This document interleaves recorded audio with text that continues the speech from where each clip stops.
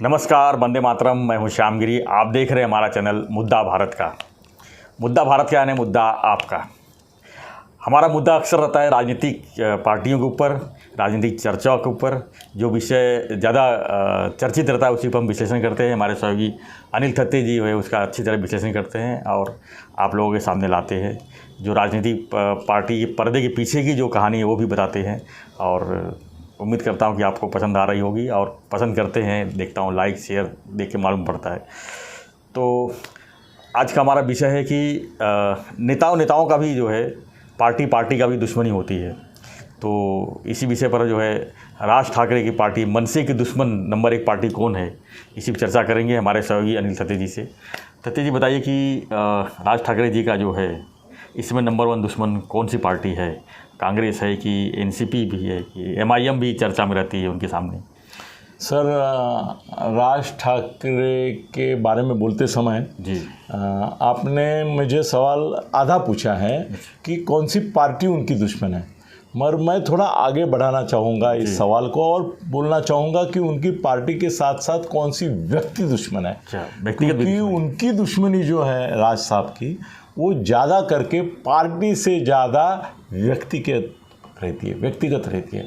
Sir, उन्होंने BJP के खिलाफ 2019 में जो प्रचार किया, कैंपेन किया था उसमें उन्होंने बीजेपी की बुराई ज़्यादा नहीं की, 10% की, 90% बुराई उन्होंने मोदी और शाह की। मोदी और शाह को उन्होंने ऐसे विलन खलनायक बताए कि भाई ये भारतवर्ष अगर बचाना है तो इनको हटाना है, इनको नहीं हटाएंगे तो भारतवर्ष की खैर नहीं, ऐसा बताया उन्होंने। तो उनका टारगेट कौन थे? मोदी शाह। बीजेपी की नहीं थी। जब इन्होंने अभी मुकाबला शुरू किया शिवसेना से तो आम शिवसैनिक के मन में ये भावना रहती है कि भाई ये भी हमारे साथ थे कभी, और उद्धव जी ने उनको शिवसेना छोड़ने पे मजबूर किया, तो एक सिंपैथी है, वो खोना नहीं चाहते। आम शिवसैनिक के मन में यही एक विक्टिम कार्ड जिसको बोलते हैं वो उनके लिए ज़रूरत है कि भाई देखो, मैं बाला साहब का आदमी था, बाला साहब को आखिरी समय में सूप पिलाने वाला भी अगर कोई होगा तो वो मैं था। उनके खुद के बेटे ने उनको सूप तक नहीं पिलाया, सूप भी मैंने लेके, वो जाहिर किया है उन्होंने कि मैं सूप लेके जाता था। तो उनको शिवसेना से सर दुश्मनी नहीं है। अगर शिवसेना से दुश्मनी होती तो वो शिंदे और ये सब जो ग्रुप टूटा उनके लिए पॉजिटिव नहीं रहते, शिवसेना से होती थी। क्योंकि देखो, एक अगर कोई चीज़ है, एक आम है समझो, एक पार्टी है, तो उसको हम काटते हैं तो आम का एक भाग सड़ेला होता है, तो वो सड़ेला भाग जो है और एक अच्छा भाग है।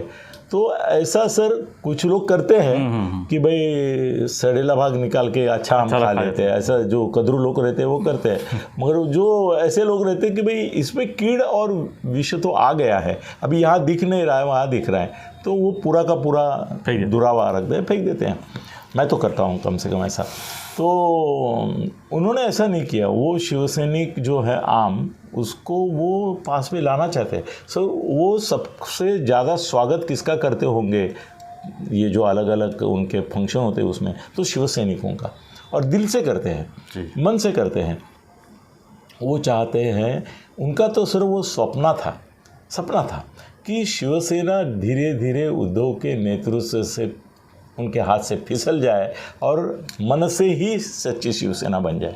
एक ख्वाब था उनका ख्वाब ये नहीं था कि मन से मैं राष्ट्रवादी या कांग्रेस या बीजेपी इनके साथ तगड़ा मुकाबला करने के लिए बड़ी बनाऊं। अगर बड़ी बनानी है मुझे तो मुझे शिवसेना बनना है और बाला साहब बनना है। उन्होंने कभी बोला नहीं, उन्होंने अपने मुंह से बोला नहीं, क्यों? वो राजनीति जानते हैं और उनकी राजनीति है, उसकी वजह से वो कभी बोले नहीं कि मैं बाला साहब बनना चाहता हूँ। मगर उनकी बॉडी लैंग्वेज, उनका बोलने का ढंग, उनके शब्द प्रयोग, उनकी टीका करने की स्टाइल, गालियाँ भी यूज़ करने का तरीका, कार्टून और किसी का ये अगर करना है पोस्टमार्टम, सर वो पंचनामा नहीं करते थे पुलिस की तरह, वो पोस्टमार्टम करते थे। तो वो करते समय आपको अगर आपने आँख बंद कर ली तो ऐसा लगता था बाला साहब है, उनका बाला साहब के जैसा ही वो अवतार था, है, अभी भी है, अभी भी है, अभी भी है। तो वो उनका ख्वाब जो उन्होंने कभी जाहिर नहीं किया, मगर मेरे जैसे उनके चाहने वाले, उनसे प्यार करने वाले और उनका भला चाहने वाले जो लोग हैं, वो जानते हैं मन ही मन में कि उनकी इच्छा मनसे को शिवसेना बनाना और ख़ुद को बाला साहब बनाना ये है, होनी चाहिए। उसमें क्या गलती है? उसमें कोई गलती नहीं है भाई। राष्ट्रवादी का हर एक कार्यकर्ता पवार बनना चाहता है, कम से कम पवार नहीं बना तो अजीत पवार तो बने, अजीत पवार नहीं बने तो रोहित पवार तो बने, जिनको रोहित पवार भी बनना नसीब में वो बोलते पार्थ पवार तो बने, कोई ना कोई पवार बने जी। मैं भी जितेंद्र आव्हाड को कभी कभी बोलता हूँ, तेरा आडनाव अगर पवार होता तो तू कहाँ होता था। वो खुद को पवार ही समझता है। तो पवार फैमिली के बारे में कोई कुछ बोले तो पवार फैमिली जितनी चिंतित व्यतीत नहीं होती उतना हमारा जितेंद्र होता है। ऐसा लगता है कि इसके ऊपर ही किसने कुछ टीका टिप्पणी की है, इतना वो तिलमिलाता है सर। तो उसका भी ख्वाब एक न एक दिन, सर मैं कांग्रेस के सभी नेताओं से परिचित था, मैं अभी 50 साल हो गए मेरे को इसमें। सर हर एक का सपना था शरद पवार बनना। विलासराव देशमुख एक बार मुख्यमंत्री थे, तब उन्होंने खुद मुझे बोला था, मैं बोला आपका सपना क्या है? तो बोले क्या है, मुख्यमंत्री हो गया और प्रधानमंत्री को तो बनना नहीं है मुझे। बाद में वो मेरे दोस्त थे, वो थोड़ा इसमें आ गए और बोले खरं सांगू? हाँ सांगा ना, शरद पवार बनायचं आहे मला। क्या बात करें? हाँ मेरा पूरा राजनीति देखो, मैं शरद पवार का एक एक चीज़ का अभ्यास किया हूँ और उसी तरह से मेरे राजनीतिक पवित्रे रहते हैं।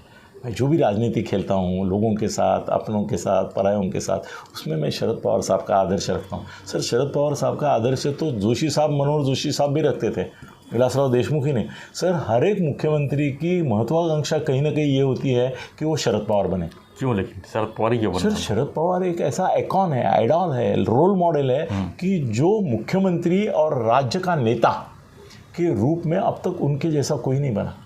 वो यशवंतराव जी के भी बहुत आगे निकल चुके। सर फडणवीस की भी आकांक्षा क्या है? ये बात चलो दूर की बातें छोड़ो, फडणवीस को तब गुदगुदी होती है जब उनको कोई बोलता है साहब पवार साहेबांपेक्षा तुम्ही पॉवरफुल झाले बरं का। फिर उनको भी गुदगुदी होती है, होनी चाहिए, उसमें क्या गलती है भाई। पवार साहब के कुछ दुर्गुण है, उनकी अविश्वसनीयता है, चलो ना ऐसा हो सकता है भाई, दुर्गुण छोड़ दो और गुण ले लो, सद्गुण ले लो और बड़े बनो, पवार बनो। पवार माइनस उनके ये पवार है, पवार की पावर है।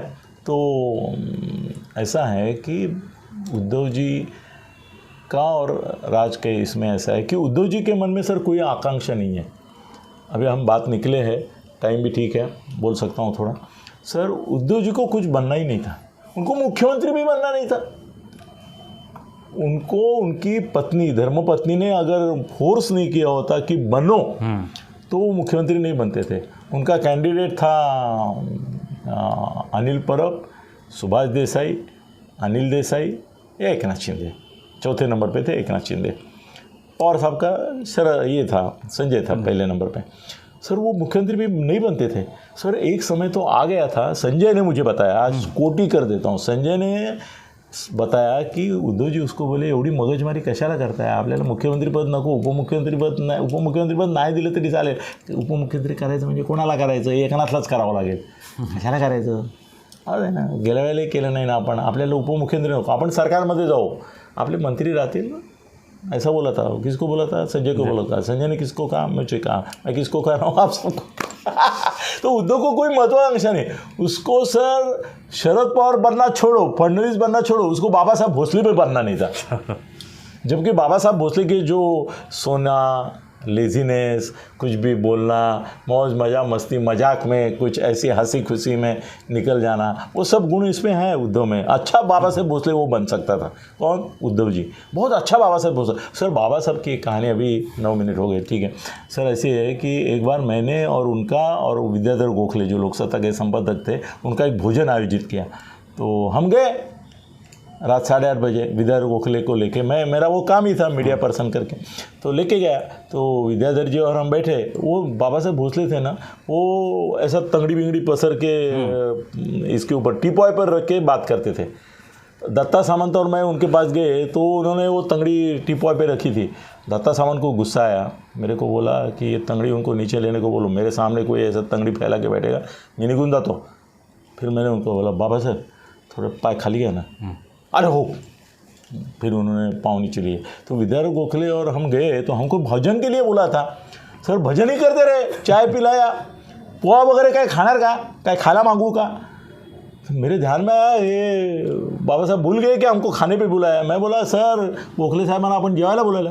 अरे असं का, अरे कोण आहे तिकडे। फिर उन्होंने खाने पीने का हमारा बंदोबस्त किया, हम खाना खाए। विद्याधर गोखले मुझे बोले यार अनिल तू इनको याद नहीं करता तो ये भी भूल जाते हैं, हमारा उद्धव जी ऐसे ही है।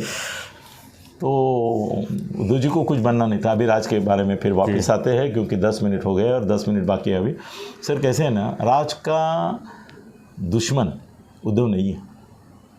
आपको अगर लगेगा ना सर दुश्मन कौन होता है, अमिताभ बच्चन या तुम्हारे जय वीरू का दुश्मन धर्मेंद्र जय वीरू का दुश्मन गब्बर सिंह होता है।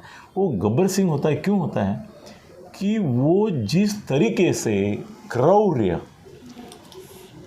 दिखाता है, जिस तरीके से वो लोगों के ऊपर अत्याचार करता है, अन्याय भी नहीं अत्याचार करता है, उसका मुकाबला करने के लिए वो क्रौर्य के सामने शौर्य दिखाने वाले अमिताभ बच्चन धर्मेंद्र मतलब जय वीरू होते हैं। सर ये गब्बर सिंह है क्या, कौन, उद्धव। सो उद्धव गब्बर सिंह नहीं है। वो एक ज़माने में ना, मैं हिंदी पिक्चर बहुत देखा था, उसमें ना एक मुनीम जी का काम करने वाला, याद आ रहा है आपको कोई, वो एक था मुनीम जी का काम हमेशा करता था और वो विलन भी होता था। वो ऐसे कारनामे करता था अपने मालिक को बता के। तो उसकी तुलना की जा सकती है या तो शक्ति कपूर। महाराष्ट्र में पॉलिटिक्स में अगर शक्ति कपूर की उपमा दिली तो मैं उद्धव जी से दूँ। सर अभी राज ठाकरे की दुश्मनी करने के लिए या राज ठाकरे किसी को दुश्मन मानने के लिए भी उसमें कोई तगड़ा ये होना चाहिए कि नहीं, कि भाई लड़त भी बराबरी के आदमी से टक्कर लो, लेवल लो। सर उद्धव लड़ा हुआ आदमी नहीं है, लड़ाकू आदमी नहीं है। उद्धव जो है ना वो क्या बोलेंगे, वो ऐसा तीर है जिसके पास धनुष्य नहीं है, या ऐसा धनुष्य है जिसके पास तीर नहीं है, या ऐसी तलवार है जिसको धार नहीं है, आधा अधूरा। हाँ वो सर भाला साहब की वजह से नेता बना है और नेता वो पुण्य से बना है। वो राज का दुश्मन होने का उसमें कोई गुण नहीं है। सर राज का दुश्मन वही हो सकता है कि जिसमें राज को टक्कर देने की हिम्मत रहेगी। सर राज के खिलाफ ये नहीं है।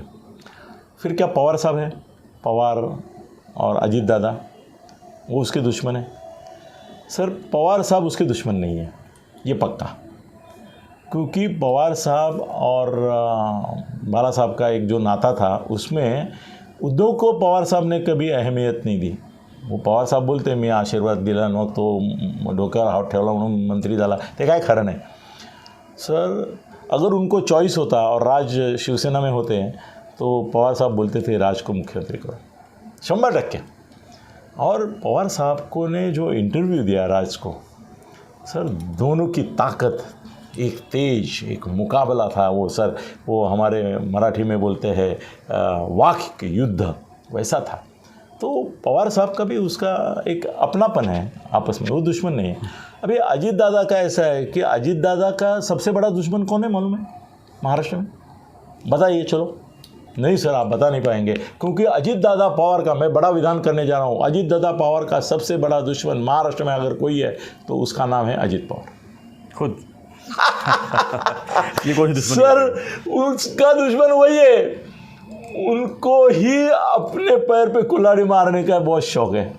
सर गए थे ना 80 घंटे के लिए अंदर, भाई रहते थे अंदर, राजीनामा नहीं देते थे भाई। पवार साहब के साथ भी थोड़ा सा लड़ाई झगड़ा करते थे तो पवार साहब सर थोड़े दिन के बाद मानते हैं। सर लड़की भाग के शादी करती है, माँ बाप बोलते हैं फिर से आने का नहीं, मुंह दिखाने का नहीं, आऊँ टी टू। बाद में एक दिन वो लड़की बच्चा लेके आती है, बोलती है हमारा मुलगा झाला।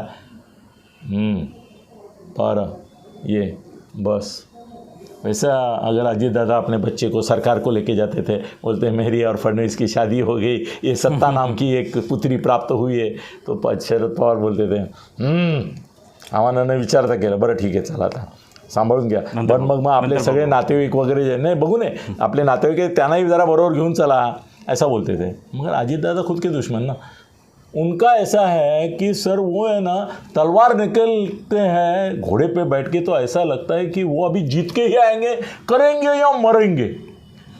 क्या होता है अजीत दादा का, करेंगे या मरेंगे, मगर ये ध्यान में नहीं आता कि ये कब भागेंगे। सर करेंगे और मरेंगे के बीच में कब भागेंगे ये पता ही नहीं चलता, उल्टा भाग जाते, वो कब भाग जाते पता नहीं। तो इसको राज को क्या है, ऐसा दुश्मन नहीं चलेगा उनको कि जो भाग जा सकता है। फडणवीस सर नहीं, फडणवीस और राज के बीच में सौहार्दपूर्ण संबंध है। शिंदे सर राणे और तुम्हारे राज का सबसे बड़ा वेल विशर है। राज को अगर कुछ काम है तो उद्धव को उसने कभी नहीं बताया। उद्धव को एक भी फ़ोन अपने काम के लिए या पार्टी के काम के लिए या पार्टी के कार्यकर्ता के लिए नहीं किया, मगर शिंदे साहब को वो कर सकता है, फडणवीस साहब को वो कर सकता है। एक दोनों के बीच में दोस्ताना है, तो वो दुश्मन नहीं है। सर राज का रियल दुश्मन है ओवैसी। जिस दिन MIM, जिस दिन राज ओवैसी के सामने ये है मेरा दुश्मन, या तो ये रहेगा या मैं रहूँगा करके निकलेगा, सर पूरा महाराष्ट्र उसके साथ होगा। ये सब पार्टियां इधर तिधर हो जाएगी। भाई हिंदुत्व के नाम पे शिवसेना शिंदेगढ़ चल रहा है, शिवसेना ठाकरेगढ़ चल रहा है, बीजेपी चल रही है, और भी छोटे मोटे लोग आ रहे हैं, वो हिंदुत्व के नाम पे चल रहा है। मगर सर हनुमान चालीसा करने वाले, मस्जिद का भोंगा हटाने वाले, टोल मिटाने वाले, कई कारनामे किए, वो राज ने किए।